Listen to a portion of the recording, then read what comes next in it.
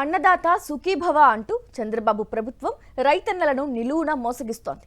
అధికారంలోకి రాగానే కేంద్రం ఇచ్చేదాంతో సంబంధం లేకుండా ప్రతి రైతుకు ఏటా 20,000 చొప్పున పెట్టుబడి సాయం అందిస్తామంటూ సూపర్ 6లో ఇచ్చిన హామీకి తూట్లు పొడుస్తోంది. తొలి ఏడాది నిస్సిగ్గుగా 20,000 రూపాయలు ఎగ్గొట్టింది. రెండో ఏడాది అరాకొరా సాయంతో చేతులు దులుపుకుంటోంది. వ్యవసాయం అంటేనే గిట్టని చంద్రబాబు తాను అధికారంలోకి వచ్చిన తర్వాత వ్యవసాయానికి ఉరివేయడమే లక్ష్యంగా పెట్టుకున్నారు. అన్నదాత సుఖీభావతో రైతులను మోసం చేస్తూ కాలం వెల్లదీస్తున్నారు. భూ యజమానులకు 2 విడతల్లో 5,000 చొప్పున 10,000 అందించిన ప్రభుత్వం మూడో విడతగా మరో 4,000 జమ చేయబోతున్నట్టు ప్రకటించింది. భూ యజమానులకు 2 ఏళ్లలో 40,000కు గాను 26,000 ఎగ్గొట్టడమే కాకుండా కౌలు రైతులకైతే పైసా సాయం చేయకుండా పూర్తి మొండె చేయి చూపిస్తూ ఏకంగా 6,400 కోట్లు ఎగ్గొట్టింది. రాష్ట్రంలో 16 లక్షల మంది కౌలు రైతులు ఉండగా 2024-25లో 9.25 లక్షల మందికి, 2025-26లో 8.24 లక్షల మందికి మాత్రమే కౌలు రైతు గుర్తింపు కార్డులు జారీ చేశారు.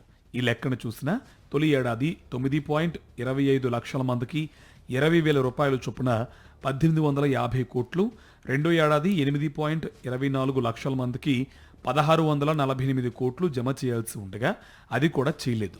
21,273.28 కోట్లు ఎగ్గొట్టింది. సూపర్ 6లో ఇచ్చిన హామీ మేరకు ప్రతి రైతుకు 20,000 రూపాయల చొప్పున 2 ఏళ్లలో 40,000 రూపాయల పెట్టుబడి సాయం అందించాలి.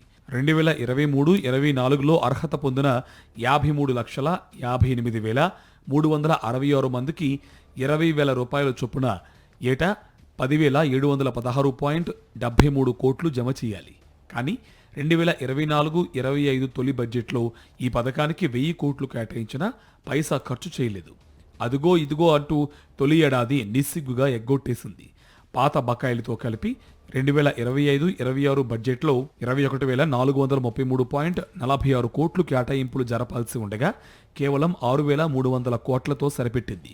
గతంలో వ్యవసాయ సీజన్ ప్రారంభానికి ముందుగానే పెట్టుబడి సాయం అందించి వైఎస్ జగన్ ప్రభుత్వం అండగా నిలిచేది. కానీ చంద్రబాబు ప్రభుత్వం మాత్రం తొలి ఏడాది ఎగ్గొట్టి రెండో ఏడాది తనకు నచ్చినప్పుడు 5,000 రూపాయల చొప్పున 2 విడతల్లో 10,000 రూపాయలు జమ చేసింది. వాస్తవానికి 2023-24 అర్హుల జాబితా ప్రకారం 53.58 లక్షల మందికి జమ చేయాల్సి ఉండగా పలు సాకులతో 46.85 లక్షల మందికి కుదించింది. అంటే దాదాపు 7 లక్షల మందికి కోత పెట్టింది. మరోవైపు భూ యజమానులతో పాటు తొలి ఏడాది కౌలు రైతులకు కూడా పెట్టుబడి సాయం ఎగ్గొట్టిన చంద్రబాబు ప్రభుత్వం రెండో ఏడాది వాస్తవ సాగుదారులకు పంగనామాలు పెట్టింది. కాగా పీఎం కిసాన్ కింద కేంద్రం జమ చేసే సొమ్ములను కూడా తమ ఖాతాలో వేసుకుని అసెంబ్లీ సాక్షిగా 6,309.44 కోట్లు జమ చేశామని నిస్సిగ్గుగా ప్రకటించుకుంది.